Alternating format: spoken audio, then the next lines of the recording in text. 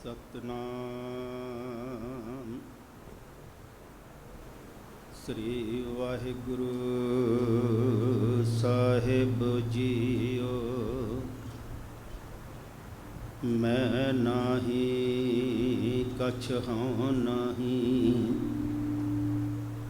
मैं नाही कछ हूँ नहीं, कछ आहे न मूरा। अवसर रख लियो सदना जन तोरा। मैं मूरख की के तक बात है, कोट पराधी तरियारे। गुर नानक जिन सुनिया पेखिया, से फिर गर्भास ना परिया रे। गुर नानक जिन सुनिया पेखिया, से फिर गर्भास ना परिया रे।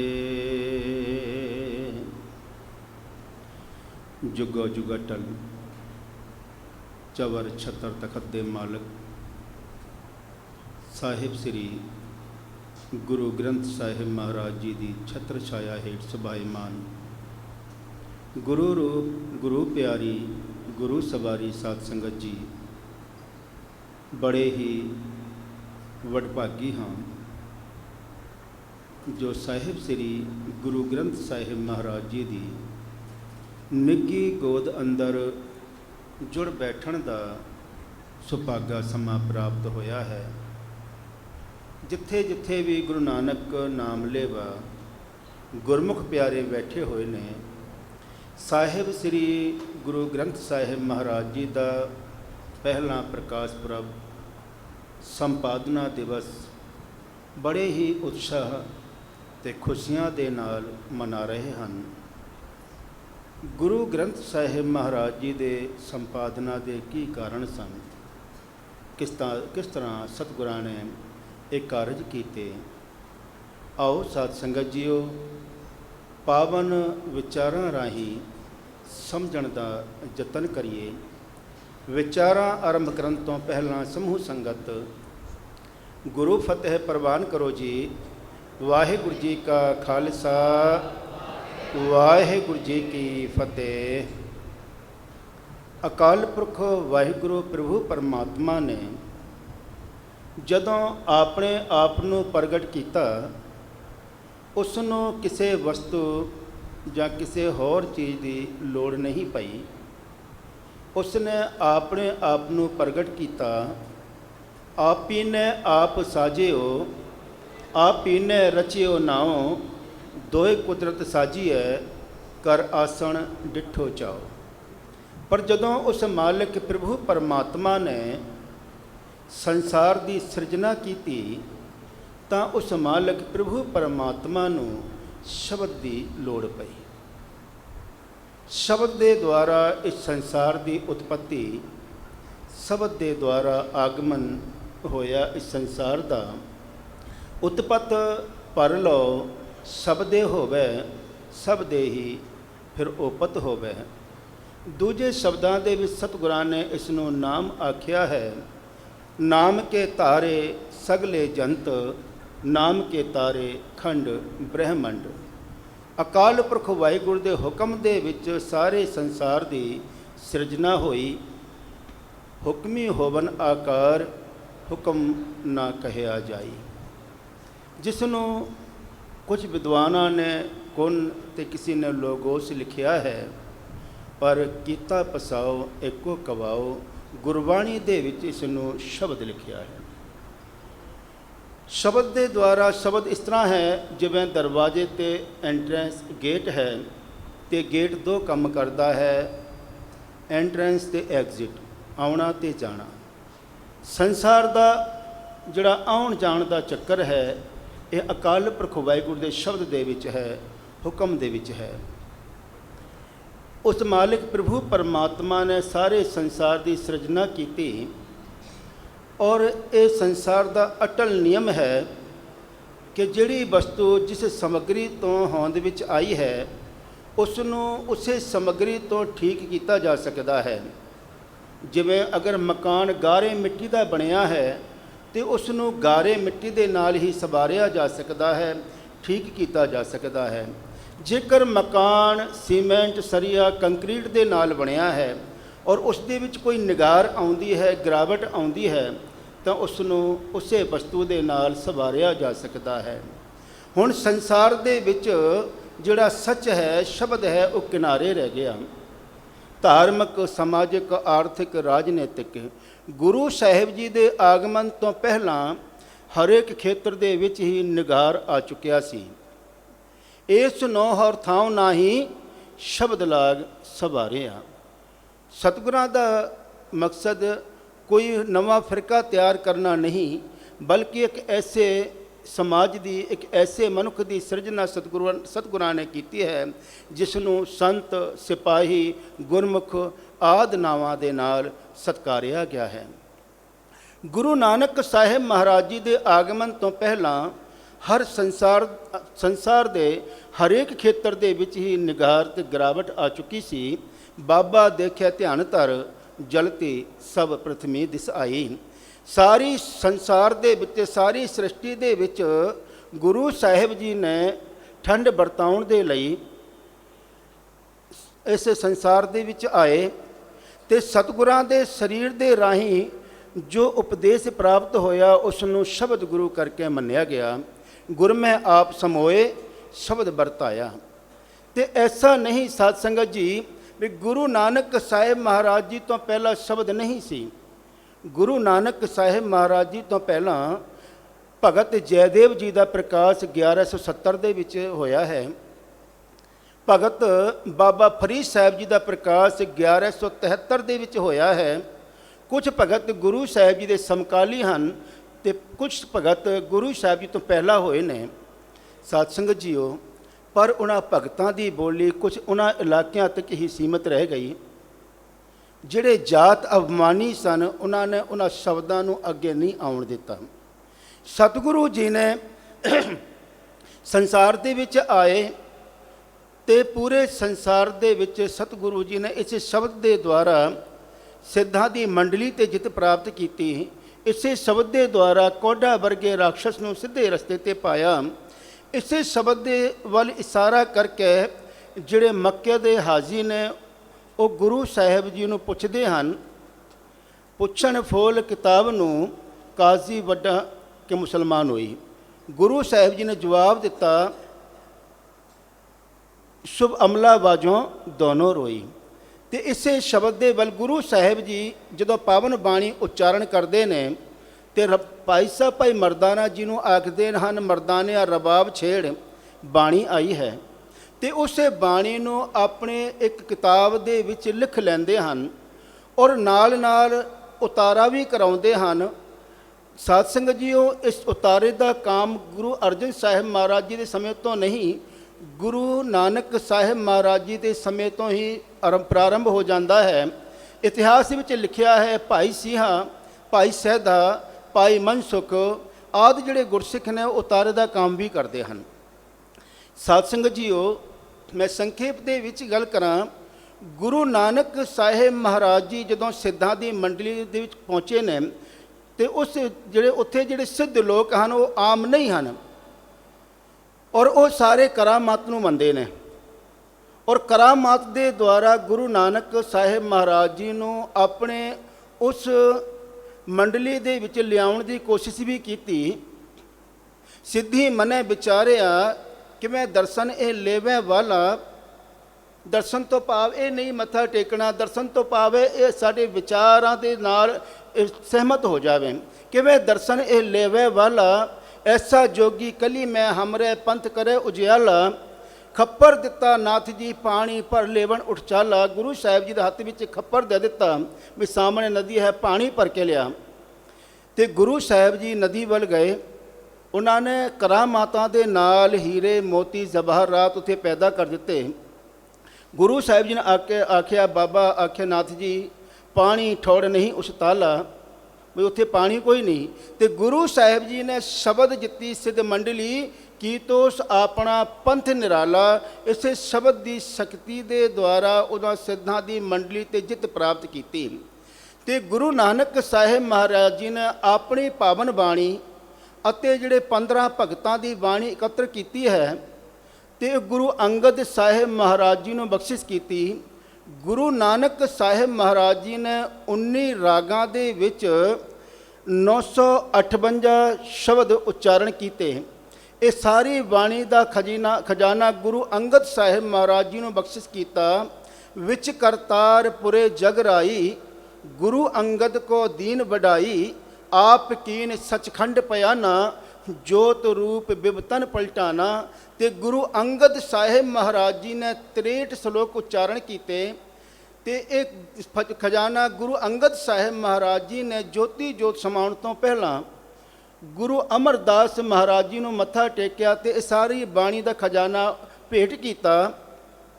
ਗੁਰੂ ਅਮਰਦਾਸ ਮਹਾਰਾਜ ਜੀ ਨੇ 17 ਰਾਗਾਂ ਦੇ ਵਿੱਚ 885 ਸ਼ਬਦ ਉਚਾਰਨ ਕੀਤੇ ਨੇ। ਤੇ ਉਸ ਤੋਂ ਬਾਅਦ ਗੁਰੂ ਰਾਮਦਾਸ ਮਹਾਰਾਜ ਜੀ ਨੇ 11 ਹੋਰ ਰਾਗ ਉਚਾਰਨ ਕੀਤੇ, 647 ਸ਼ਬਦਾਂ ਦਾ ਵਾਧਾ ਕੀਤਾ। ਤੇ ਜੋ ਇਹ ਸਾਰਾ ਖਜ਼ਾਨਾ ਗੁਰੂ ਅਰਜਨ ਸਾਹਿਬ ਮਹਾਰਾਜ ਜੀ ਕੋਲ ਪਹੁੰਚਿਆ। ਪਰ ਜਿਹੜਾ ਬਾਬਾ ਪ੍ਰਿਥੀ ਚੰਦ ਹੈ ਉਸ ਵੇਲੇ ਉਹ ਚਾਹੁੰਦਾ ਸੀ ਵੀ ਗੱਦੀ ਮੇਰੇ ਕੋਲ ਹੋਣੀ ਚਾਹੀਦੀ ਹੈ। ਉਸਨੇ ਹਰਿਆਣਾ ਪਿੰਡ ਦੇ ਵਿੱਚ ਇੱਕ ਹੋਰ ਨਵਾਂ ਦਰਬਾਰ ਸਾਹਿਬ ਬਣਾ ਲਿਆ। ਸੰਗਤਾਂ ਵੀ ਆਪਣੇ ਵੱਲ ਖਿੱਚ ਲਈਆਂ, ਆਮਦਨ ਵੀ ਗੁਰੂ ਘਰ ਦੀ ਬੰਦ ਕਰ ਦਿੱਤੀ। ਇੱਕ ਇੱਕ ਮੁੱਠੀ ਛੋਲਿਆਂ ਦੇ ਨਾਲ ਗੁਰੂ ਸਾਹਿਬ ਜੀ ਨੂੰ ਗੁਜ਼ਾਰਾ ਕਰਨਾ ਪਿਆ। ਔਰ ਜਦੋਂ ਉਸਨੇ ਆਪਣੇ ਪੁੱਤਰ ਮਿਹਰਬਾਨ ਨੂੰ ਗੱਦੀ ਦਿੱਤੀ ਤੇ ਉਸਨੇ ਆਖਿਆ, ਪੁੱਤਰ ਜੀ, ਬੇਟਾ ਜੀ, ਮੈਂ ਸਭ ਕੁਝ ਬਣਾ ਲਿਆ ਹੈ, ਦਰਬਾਰ ਸਾਹਿਬ ਵੀ ਮੇਰੇ ਕੋਲ ਬਹੁਤ ਸੋਹਣਾ ਹੈ। ਜਿਹੜੇ ਰਾਗੀ ਸਿੰਘ ਸਨ ਸੱਤਾ ਤੇ ਬਲਵੰਡ ਉਹ ਵੀ ਮੇਰੇ ਵੱਲ ਆ ਗਏ ਨੇ, ਮੇਰੇ ਕੋਲ ਰਾਗੀ ਸਿੰਘ ਵੀ ਹਨ ਔਰ ਮੇਰੇ ਕੋਲ ਸੰਗਤਾਂ ਵੀ ਵੱਧ ਨੇ, ਪੈਸਾ ਵੀ ਵੱਧ ਹੈ। ਪਰ ਇੱਕੋ ਚੀਜ਼ ਦਾ ਘਾਟਾ ਹੈ, ਉਹ ਹੈ ਸਤਿਗੁਰਾਂ ਦੀ ਬਾਣੀ। ਮੈਂ ਬਾਣੀ ਨਹੀਂ ਲਿਖ ਸਕਦਾ, ਬਾਣੀ ਨਹੀਂ ਉਚਾਰ ਸਕਦਾ। ਕੁਝ ਜਿਹੜੇ ਨੇ ਜਾਤ ਅਵਮਾਨੀਆਂ ਨੇ ਗੁਰੂ ਅਮਰਦਾਸ ਪਾਤਸ਼ਾਹ ਮਹਾਰਾਜ ਜੀ ਦੇ ਸਮੇਂ ਵੀ ਬਾਣੀ ਉਚਾਰਨ ਦੀ ਕੋਸ਼ਿਸ਼ ਕੀਤੀ, ਪਰ ਗੁਰੂ ਸਾਹਿਬ ਜੀ ਨੇ ਸੁਚੇਤ ਕਰ ਦਿੱਤਾ ਸੀ, ਸਤਿਗੁਰੂ ਬਿਨਾ ਹੋਰ ਕੱਚੀ ਹੈ ਬਾਣੀ, ਸਤਿਗੁਰ ਤਾਂ ਵਾਜੋ ਹੋਰ। ਸਤਿਗੁਰੂ ਜੀ ਤੋਂ ਬਗੈਰ ਜਿਹੜੀ ਪਾਵਨ ਬਾਣੀ ਤੋਂ ਬਗੈਰ ਹੋਰ ਜਿੰਨੀਆਂ ਵੀ ਧਾਰਨਾਵਾਂ ਹਨ ਉਹ ਸਾਰੀਆਂ ਕੱਚੀਆਂ ਬਾਣੀ ਨੇ।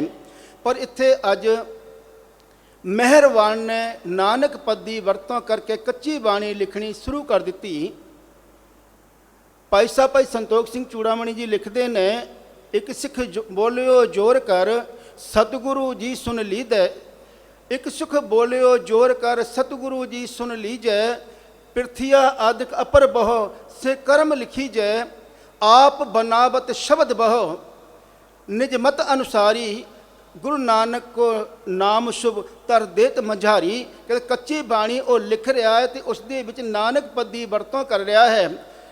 ਤੇ ਬੰਸਾਵਲੀ ਦੇ ਵਿੱਚ ਲਿਖਿਆ ਹੋਇਆ ਹੈ, ਸਰੂਪ ਸਿੰਘ ਜੀ ਲਿਖਦੇ ਹਨ ਮਹਿਮਾ ਪ੍ਰਕਾਸ਼ ਦੇ ਵਿੱਚ, ਇੱਕ ਦਿਨ ਸਤਿਗੁਰੂ ਜੀ ਪ੍ਰਾਤः ਕਾਲ ਉੱਠੇ। ਇੱਕ ਦਿਨ ਪ੍ਰਭੂ ਪ੍ਰਾਤः ਕਾਲ ਦਇਆ ਪਰੇ ਪ੍ਰਭ ਦੀਨ ਦਿਆਲ, ਜਹ ਮਨ ਉਪਜੀ ਪ੍ਰਗਟਿਓ ਜਗ ਪੰਥ, ਤਹ ਕਾਰਨ ਕੀਜੈ ਅਬ ਗ੍ਰੰਥ, ਭਾਈ ਗੁਰਦਾਸ ਕੋ ਆਗਿਆ ਕਰੀ, ਕਰੋ ਇਕੱਤਰ ਬਾਣੀ ਇੱਕ ਘਰੀ, ਤਹ ਸੰਤ ਭਗਤਨ ਕੀ ਬਾਣੀ ਮੇਲੋ, ਸਾਚੀ ਰਾਖੋ ਕਾਚੀ ਫੇਰੋ। ਭਾਈ ਸਾਹਿਬ ਭਾਈ ਗੁਰਦਾਸ ਜੀ ਨੂੰ ਹੁਕਮ ਕੀਤਾ ਸਤਿਗੁਰਾਂ ਨੇ। ਔਰ ਸਾਧ ਸੰਗਤ ਜੀ, ਉਹ 1577 ਦੇ ਵਿੱਚ ਅੰਮ੍ਰਿਤਸਰ ਸ਼ਹਿਰ ਦੀ ਸਥਾਪਨਾ ਹੋਈ। 1587 ਦੇ ਵਿੱਚ ਦਰਬਾਰ ਸਾਹਿਬ ਦੀ ਸਥਾਪਨਾ ਹੋਈ ਔਰ ਜਿਹੜੀ ਮਿੱਟੀ ਸੀ ਉਸ ਮਿੱਟੀ ਦੇ ਨਾਲ ਕੋਠਾ ਸਾਹਿਬ ਤਿਆਰ ਕੀਤਾ ਗਿਆ। 1601 ਤੱਕ ਦਰਬਾਰ ਸਾਹਿਬ ਵੀ ਤਿਆਰ ਹੋ ਗਿਆ ਹੈ। ਤੇ 1601 ਦੇ ਵਿੱਚ ਗੁਰੂ ਸਾਹਿਬ ਜੀ ਨੇ ਇਹ ਕਾਰਜ ਆਰੰਭ ਕੀਤਾ। 15 ਅਗਸਤ 1604 ਦੇ ਵਿੱਚ ਗੁਰੂ ਗ੍ਰੰਥ ਸਾਹਿਬ ਮਹਾਰਾਜ ਜੀ ਦਾ ਕਾਰਜ ਸੰਪੂਰਨ ਹੋਇਆ ਹੈ। और 15 अगस्त तो लेकर के 30 अगस्त तक गुरु भाई साहब भाई गुरदास जी ने इंडेक्स लिखा है, तत्करा लिखा है। जिन्होंने दर्शन किए ने 2 इंडेक्स ने, 2 तत्करे ने। पहला तत्करा रागां दे मुताबक है ਤੇ ਦੂਜਾ ਤਤਕਰਾ ਸ਼ਬਦਾਂ ਦੇ ਮੁਤਾਬਕ ਹੈ। ਦੋ ਤਤਕਰੇ ਨੇ ਗੁਰੂ ਗ੍ਰੰਥ ਸਾਹਿਬ ਦੇ ਪਹਿਲੇ ਅੰਗ ਤੇ। ਆਪ ਜੀ ਕਿਸੇ ਦਿਨ ਜਦੋਂ ਸਮਾਂ ਲੱਗੇ ਦਰਸ਼ਨ ਜ਼ਰੂਰ ਕਰਨਾ। ਔਰ ਉਹ ਤਤਕਰੇ ਨੂੰ ਲਿਖਣ ਦੇ ਵਿੱਚ ਵੀ 15 ਦਿਨ ਲੱਗੇ ਨੇ। 30 ਅਗਸਤ ਤੱਕ ਫਿਰ ਇਹ ਪਾਵਨ ਗ੍ਰੰਥ ਦੀ ਸੰਪਾਦਨਾ ਕੀਤੀ ਗਈ। ਉਸ ਤੋਂ ਬਾਅਦ ਬਾਬਾ ਬੁੱਢਾ ਸਾਹਿਬ ਜੀ ਨੂੰ, ਜਿਨ੍ਹਾਂ ਦੀ 98 ਸਾਲ ਆਯੂ ਹੈ, ਸਤ ਸੰਗਤ ਜੀਓ 98 ਸਾਲ ਬਾਬਾ ਬੁੱਢਾ ਜੀ ਦੀ। ਮੇਰੇ ਵਰਗੇ ਆਖਦੇ ਨੇ ਮੈਂ ਤੇ ਬੁੱਢਾ ਹੋ ਗਿਆ ਜੀ, ਪਰ ਗੁਰਮੁਖ ਬੁੱਢੇ ਕਦੇ ਨਹੀਂ। ਬਾਬਾ ਬੁੱਢਾ ਜੀ ਨੂੰ ਸਾਰੀ ਰਸਮ ਸਮਝਾ ਦਿੱਤੀ। ਅਗਲੇ ਦਿਨ ਬਾਬਾ ਬੁੱਢਾ ਜੀ ਨੂੰ ਕਿਹਾ, ਇਸ ਪਾਵਨ ਗ੍ਰੰਥ ਨੂੰ ਆਪਣੇ ਸੀਸ ਤੇ ਚੁੱਕੋ। ਔਰ ਸਾਧ ਸੰਗਤ ਜੀ, ਲਿਖਣ ਦਾ ਜਿਹੜਾ ਕਾਰਜ ਹੈ ਭਾਈ ਸਾਹਿਬ ਭਾਈ ਗੁਰਦਾਸ ਜੀ ਕਰ ਰਹੇ ਨੇ। ਔਰ ਜਿਹੜੀ ਪੋਥੀਆਂ ਲਿਖ ਲੈਂਦੇ ਨੇ ਗੁਰੂ ਤੇ ਉਸ ਨੂੰ ਬੜੇ ਹੀ ਸਤਿਕਾਰ ਨਾਲ ਕੋਠਾ ਸਾਹਿਬ ਦੇ ਵਿੱਚ ਲਿਆ ਕਰਕੇ ਬਿਰਾਜਮਾਨ ਕਰਦੇ ਹਨ। ਔਰ 3 ਸਾਲ ਤੱਕ ਗੁਰੂ ਸਾਹਿਬ ਜੀ ਕਹਿੰਦੇ ਆਪਣੇ ਮਹਿਲਾਂ ਵੱਲ ਨਹੀਂ ਗਏ। ਜਿਹੜਾ ਨਿਗਰਾਨੀ ਦਾ ਕਾਰਜ ਗੁਰੂ ਸਾਹਿਬ ਆਪ ਤੇ ਬਾਬਾ ਬੁੱਢਾ ਜੀ ਕਰਦੇ ਹਨ, ਤਾਂ ਕਿ ਇਸ ਦੇ ਵਿੱਚ ਕਿਸੇ ਤਰ੍ਹਾਂ ਦੀ ਕੋਈ ਮਿਲਾਵਟ, ਕੋਈ ਰਲਾ ਨਾ ਹੋ ਜਾਵੇ। ਔਰ ਉਸ ਵੇਲੇ ਕੁਝ ਹੋਰ ਵੀ ਜਿਹੜੇ ਸਨ ਲਿਖਾਰੀ ਆਏ ਸਨ, ਕਾਨਾ, ਪੀਲੂ, ਛਿੱਜੂ, ਤੇ ਗੁਰੂ ਸਾਹਿਬ ਜੀ ਨੇ ਇਹਨਾਂ ਨੂੰ ਵੀ ਇਨਕਾਰ ਕਰ ਦਿੱਤਾ। ਤੇ ਇਸ ਦੇ ਵਿੱਚ ਬਾਬਾ ਬੁੱਢਾ ਜੀ ਦੇ ਸੀਸ ਤੇ ਅੱਜ ਗੁਰੂ ਸਾਹਿਬ ਜੀ ਨੇ ਕਿਹਾ ਇਸ ਨੂੰ ਆਪਣੀ ਸੀਸ ਤੇ ਰੱਖੋ, ਤੇ ਹੁਕਮ ਕੀਤਾ ਇਹਨੂੰ ਲੈ ਕੇ ਚਲੋ ਪਾਵਨ ਗ੍ਰੰਥ ਸਾਹਿਬ ਜੀ ਨੂੰ। ਪਰ ਬਾਬਾ ਬੁੱਢਾ ਜੀ ਕਹਿਣ ਲੱਗੇ, ਸਤਿਗੁਰੂ ਇਹ ਕਿਵੇਂ ਹੋ ਸਕਦਾ ਹੈ ਵੀ ਮੈਂ ਅੱਗੇ ਤੁਰਾਂ ਤੇ ਆਪ ਜੀ ਪਿੱਛੇ। ਤੇ ਗੁਰੂ ਸਾਹਿਬ ਜੀ ਨੇ ਕਿਹਾ ਵੀ ਇਹ ਮੇਰਾ ਵੀ ਗੁਰੂ ਹੈ ਤੇ ਸਾਰੇ ਜਗਤ ਦਾ ਗੁਰੂ ਹੈ। ਗੁਰੂ ਸਾਹਿਬ ਜੀ ਹੁਕਮ ਅਨੁਸਾਰ ਬਾਬਾ ਬੁੱਢਾ ਜੀ ਗੁਰੂ ਗ੍ਰੰਥ ਸਾਹਿਬ ਮਹਾਰਾਜ ਜੀ ਨੂੰ ਬੜੇ ਹੀ ਸਤਿਕਾਰ ਦੇ ਨਾਲ ਦਰਬਾਰ ਸਾਹਿਬ ਦੇ ਵਿੱਚ ਲੈ ਕੇ ਆਉਂਦੇ ਹਨ। ਫਿਰ ਗੁਰੂ ਸਾਹਿਬ ਜੀ ਹੁਕਮ ਕਰਦੇ ਨੇ ਬਾਬਾ ਬੁੱਢਾ ਜੀ ਨੂੰ, ਬੁੱਢਾ ਸਾਹਿਬ ਅਬ ਖੋਲੋ ਗ੍ਰੰਥ, ਲਿਹੋ ਆਵਾਜ਼ ਸੁਨੇ ਸਭ ਪੰਥ, ਅਦਬ ਸਹਿਤ ਗ੍ਰੰਥ ਤਬ ਖੋਲਾ, ਬੁੱਢਾ ਸਾਹਿਬ ਮੁਖਤੇ ਬੋਲਾ, ਸੂਹੀ ਮਹਿਲਾ ਪੰਜਵਾਂ, ਸੰਤਾਕੇ ਕਾਰਜ ਆਪ ਖਲੋਇਆ, ਹਰ ਕੰਮ ਕਰਾਵਣ ਆਇਆ ਰਾਮ। ਇਹ ਪਹਿਲਾ ਹੁਕਮਨਾਮਾ ਬਾਬਾ ਬੁੱਢਾ ਸਾਹਿਬ ਜੀ ਨੇ ਵੀ ਲਿਆ। ਤੇ ਸਾਧ ਸੰਗਤ ਜੀ, ਉਹ ਗੁਰੂ ਅਰਜਨ ਸਾਹਿਬ ਮਹਾਰਾਜ ਜੀ ਦੇ ਇਹ ਪਾਵਨ ਬਾਗ ਸਤਿਗੁਰਾਂ ਨੇ ਹੇਠਾਂ ਬੈਠ ਕਰਕੇ ਸਰਵਣ ਕੀਤਾ। ਤੇ ਇਹ ਹੁਕਮਨਾਮੇ ਦੀ ਜਿਹੜੀ ਗ੍ਰੰਥੀ ਦੀ ਜਿਹੜੀ ਸੇਵਾ ਹੈ, ਪਹਿਲੇ ਗ੍ਰੰਥੀ ਬਾਬਾ ਬੁੱਢਾ ਸਾਹਿਬ ਜੀ ਨੂੰ ਸਥਾਪਿਤ ਕੀਤਾ। ਔਰ ਭਾਈ ਸਾਹਿਬ ਭਾਈ ਗੁਰਦਾਸ ਜੀ ਵੀ ਹੁਕਮਨਾਮਾ ਲੈ ਸਕਦੇ ਸਨ, ਪਰ ਗੁਰੂ ਸਾਹਿਬ ਜੀ ਨੇ ਕਿਹਾ ਜਿਹੜਾ ਜਦੋਂ ਪੜ੍ਹਨਾ ਹੈ, ਵਿਚਾਰਨਾ ਹੈ, ਉਦੋਂ ਤੁਹਾਡੀ ਜਿਹੜੀ ਮਤ ਹੈ ਭਾਈ ਸਾਹਿਬ ਭਾਈ ਗੁਰਦਾਸ ਦੀ ਵਰਗੀ ਹੋਣੀ ਚਾਹੀਦੀ ਹੈ। ਪਰ ਜਦੋਂ ਸ਼ਬਦ ਨੂੰ ਵਰਤਾਉਣਾ ਹੈ, ਉਦੋਂ ਤੁਹਾਡੀ ਜਿਹੜੀ ਮਤ ਹੈ ਬਾਬਾ ਬੁੱਢਾ ਸਾਹਿਬ ਵਰਗੀ ਹੋਣੀ ਚਾਹੀਦੀ ਹੈ। ਔਰ ਸਾਧ ਸੰਗਤ ਜੀ, ਧਿਆਨ ਦੇਣਾ, ਕਿੰਨੇ ਉੱਚੇ ਸੁੱਚੇ ਜੀਵਨ ਵਾਲੇ ਨੇ ਭਾਈ ਸਾਹਿਬ ਬਾਬਾ ਬੁੱਢਾ ਜੀ। ਤੇ ਕਈ ਵਾਰੀ ਅੱਜ ਸੰਗਤਾਂ ਕਹਿ ਦਿੰਦੀਆਂ ਨੇ, ਭਾਈ ਸਾਹਿਬ ਜੀ ਆਪ ਜੀ ਬਾਬਾ ਬੁੱਢਾ ਸਾਹਿਬ ਜੀ ਦੀ ਪਦਵੀ ਤੇ ਬੈਠੇ ਹੋ। ਪਰ ਸਾਧ ਸੰਗਤ ਜੀ, ਧਿਆਨ ਦੇਣਾ, ਜਿਸ ਵੇਲੇ ਗ੍ਰੰਥੀ ਬਾਬਾ ਬੁੱਢਾ ਸਾਹਿਬ ਜੀ ਨੇ, ਉਸ ਵੇਲੇ ਪ੍ਰਬੰਧਕ ਗੁਰੂ ਅਰਜਨ ਸਾਹਿਬ ਮਹਾਰਾਜ ਜੀ ਹਨ। ਆਖੋ ਸਤਨਾਮ ਸ੍ਰੀ ਵਾਹਿਗੁਰੂ। ਤੇ ਪ੍ਰਬੰਧਕਾਂ ਦੀ ਸੋਚ ਵੀ ਗੁਰੂ ਸਾਹਿਬ ਵਰਗੀ ਹੋਣੀ ਚਾਹੀਦੀ ਹੈ। ਅੱਜ ਅਸੀਂ ਵੇਖਦੇ ਹਾਂ ਸਾਰੇ ਜਿਹੜੇ ਨਿਯਮ ਕਾਨੂੰਨ ਭਾਈ ਸਾਹਿਬ ਵਾਸਤੇ ਨੇ, ਪਰ ਪ੍ਰਬੰਧਕਾਂ ਵਾਸਤੇ ਨਹੀਂ। ਜਿਹੜੇ ਪ੍ਰਬੰਧਕ ਨੇ ਉਹ ਵੀ ਗੁਰਮਤਿ ਦੇ ਧਾਰਨੀ ਹੋਣੇ ਚਾਹੀਦੇ ਹਨ। ਔਰ ਗੁਰੂ ਘਰ ਦੇ ਵਿੱਚ ਜਿਹੜੇ ਸੱਤਾ ਬਲਵੰਡ ਵਰਗੇ ਜਿਹੜੇ ਰਾਗੀ ਸਿੰਘ ਜਦੋਂ ਹੰਕਾਰ ਦੇ ਵਿੱਚ ਆ ਕਰਕੇ ਛੱਡ ਕੇ ਚਲੇ ਗਏ ਨੇ, ਪਰ ਗੁਰੂ ਸਾਹਿਬ ਜੀ ਨੇ ਗੁਰੂ ਘਰ ਦਾ ਜਿਹੜਾ ਕਾਰਜ ਸੀ ਉਹ ਬੰਦ ਨਹੀਂ ਹੋਇਆ। ਭਾਵ ਸਾਡੇ ਜੀਵਨ ਦੇ ਵਿੱਚ ਕਦੇ ਕੋਈ ਈਗੋ ਨਹੀਂ ਆਉਣੀ ਚਾਹੀਦੀ। ਤੇ ਸਤਿਗੁਰਾਂ ਨੇ ਐਸਾ ਖਜ਼ਾਨਾ ਸਾਨੂੰ ਬਖਸ਼ਿਸ਼ ਕੀਤਾ, ਜਿਤੜੇ ਫਲ ਮਨ ਬਾਛੀਐ ਤਿਤੜੇ ਸਤਿਗੁਰ ਪਾਸ। ਸਾਡੀਆਂ ਸਾਰੀਆਂ ਅਰਦਾਸਾਂ ਗੁਰੂ ਸਾਹਿਬ ਜੀ ਦੇ ਦਰ ਤੇ ਆ ਕੇ ਪੂਰੀਆਂ ਹੁੰਦੀਆਂ ਨੇ। ਸਤ ਸੰਗਤ ਜੀਓ, ਇਹ ਸਤਿਗੁਰਾਂ ਨੇ ਬੜੀ ਰਹਿਮਤ, ਬੜੀ ਬਖਸ਼ਿਸ਼ ਕੀਤੀ। ਲੋਕ ਜਾਣੇ ਇਹ ਗੀਤ ਹੈ, ਇਹ ਤੋਂ ਬ੍ਰਹਮ ਵਿਚਾਰ, ਇਹ ਨਿਰੰਕਾਰ ਦੀ ਬਾਣੀ ਹੈ। ਕਿਉਂਕਿ ਗੁਰੂ ਸਾਹਿਬ ਜੀ ਆਖਦੇ ਸਨ, ਜੈਸੀ ਮੈਂ ਆਵੇ ਖਸਮ ਕੀ ਬਾਣੀ, ਤੈਸਣਾ ਕਰੀ ਗਿਆਨਵੇ ਲਾ ਲੋ।